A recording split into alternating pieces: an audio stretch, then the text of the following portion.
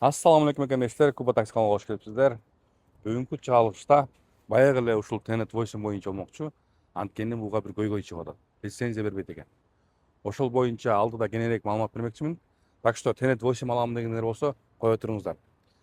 Видеонун башталышында рекламалап кетейин. Кимде ким Москва шаарында жакшы паспорт чачып жаткан болсо, ушу келечек таксопарктын сунуштамакчымын.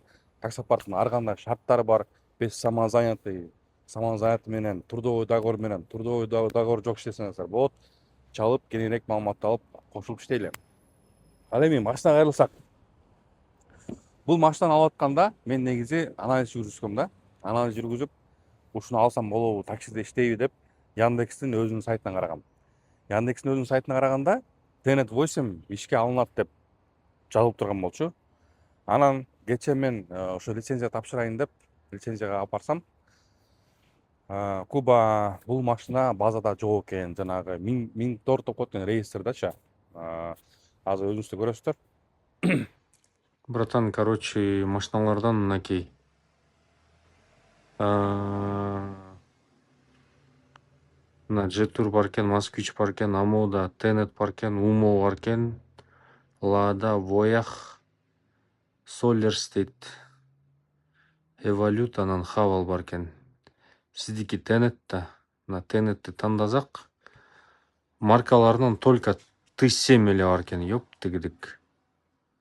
Мурда бар болчу да, эгерде список биякта жок болсо, я не нашел в списке деп жазып туруп, бул жака өзүң жазып койсоң болот болчу да. Мына видеодо көргөндөй эле Tenet 7 бар, Tenet 8 жок.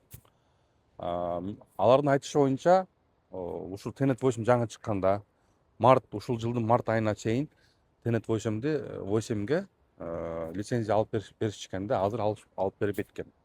Анткени кайра баягы локализация такси деп коет го, ошондой болуп закон чыгатыптыр. Кудайым буйрса, бирок эмки айлары жакында может кирип калышы мүмкүн экен. Анан мен билбей атам, эмне кылышым керек. Машинанын кредити ай сайын 67 000 рубльдан. Каякта иштейм, эмне кылам?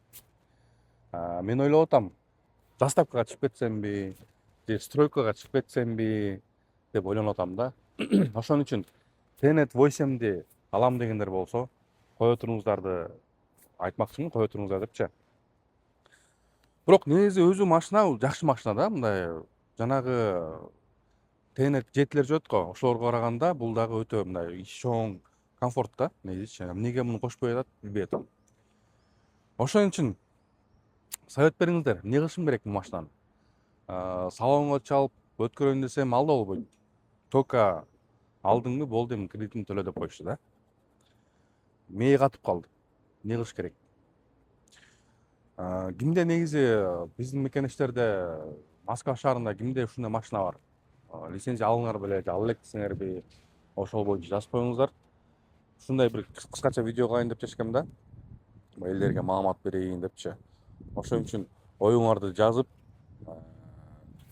кимде ким ушундай акыбалга туш болду, туш боло элекпи, ошо жазып коюңуздар, Көрүшкөнчө анда.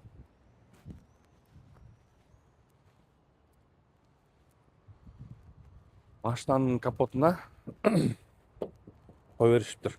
Бак, жакында байыт окшойм мен.